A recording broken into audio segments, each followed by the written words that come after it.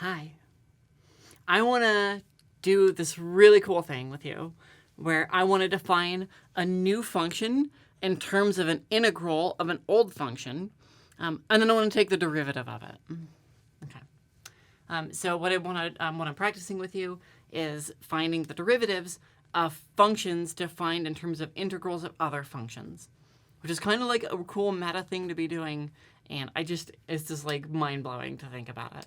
This is related to the area function, which is a basic function where instead of having some fancy thing right here, I just have x. Okay.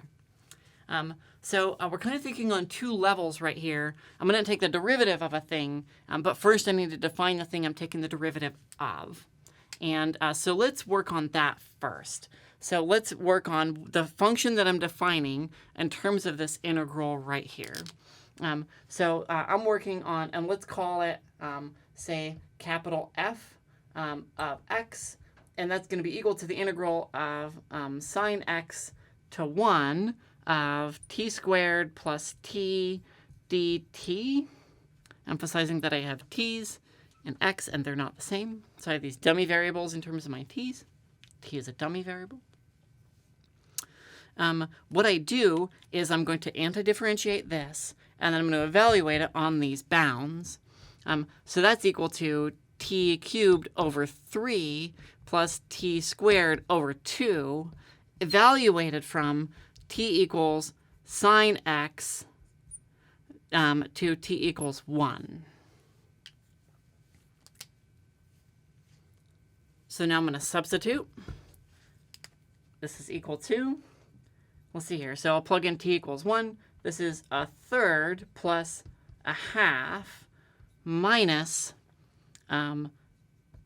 sine cubed of t over 3 plus, gonna need that paren right there, sine squared of t over 2. Nope, this is x's. I'm not going to hide the fact that I'm imperfect. I'm going to go ahead and leave that mistake in this video.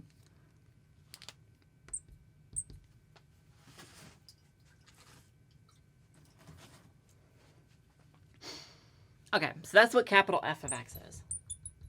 This part right here is capital F of x. This whole thing right here, this whole new function is capital F of x. Right? So now I want to find what the derivative of that is. So now I want to take d dx of f of x. That's equal to, I'm going to take the derivative of this expression right here and get 0. And then on this one over here, we've got some chain rule here. Okay, so I've got something cubed. And then I take 3 times that something squared. And then I have to chain out the derivative of the inside thing, cosine x, plus, okay, so that was the derivative of this part. This part here is this part right here. So this is the derivative of this part. Prime plus, so let's do that same game for this thing right here. Sine squared is going to go to 2 times sine of x over 2, and then I have to chain out the derivative of the thing on the inside times cosine of x. So this part here goes with this part here. 2's cancel, 3's cancel. I've got this common cosine in these two things right here. So this is equal to, let's see here, cosine of x times, I've got a minus sign on it, because that's the minus sign right there, times sine squared of x plus sine of x.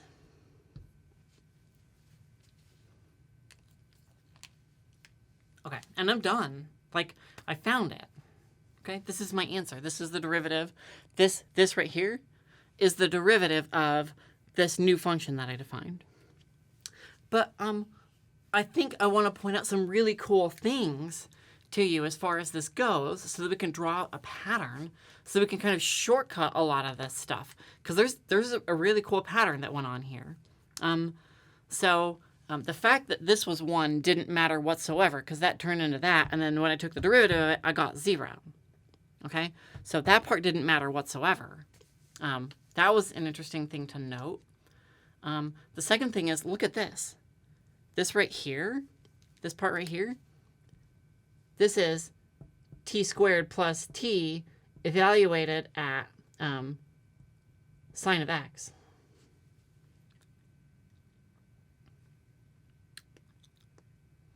And then, and I think, yeah.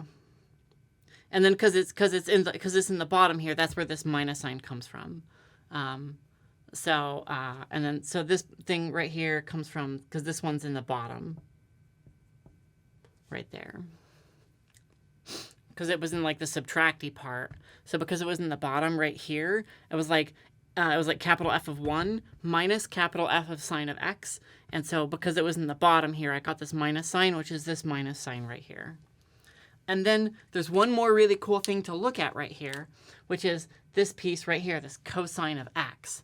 And I want you to note that that is sine of x prime. Oh, look, sine of x was the thing in the bound right here. Cool. So I think that we can arrive at some general advice. This blue erase is so difficult. It's so difficult to erase this blue.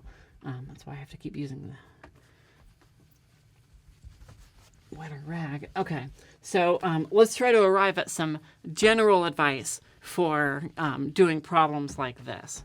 Yeah, so we want to take the derivative of, so we're taking d dx of the integral from, let's say, a to, let's put g up here of x, f of t dt, dummy variable, because this is x and these are t's.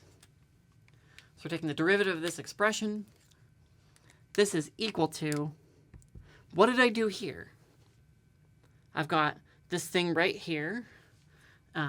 So that piece right there is f at g of x. That was this piece right here. It was f of g of x. And then that's times g prime of x. Like, cool. I think this is so neat that you can do this. Yeah. Oh wow, this is just so cool. I'm just stunned every time I do this. So it's kind of easy to shortcut doing these problems. It's like we're going to take the derivative of the antiderivative, so we're going to get original f back, right? It's just that then we're composed in with this g, and so we have to chain out this thing right here. So let's write that maybe a bit more step by step, and then we'll arrive at the same expression that I just erased right here. And then we can call it done for a video. This is equal to d dx of capital F evaluated from a to g of x, which is equal to capital F of g of x minus capital F of a. We're still taking the derivative, using parens to group that whole thing in there, so I'm taking the derivative of it. This part right here is, as far as this goes, is a constant. We could ask the question, what happens if I had h of x right there? And it would be modified slightly. I'll leave that as an exercise for the reader. This part right here is going to use the chain rule for derivatives. So this is equal to capital F prime at g of x times g prime of x. Because of the chain rule, I chain out the inside thing. But capital F prime is lowercase f, which is exactly what we did before. I guess one concluding note is if your function is in the bottom, right, then you would pick up minus signs because these two would have traded the places, and then you'd have minuses right here. So that's one little thing to pay attention to, is that minus sign. But give this a whirl. You can just make these things up, and you should totally try it. And I would encourage you to. But until the next time that I see you, thank you so much, and I wish you all the best. Okay, bye.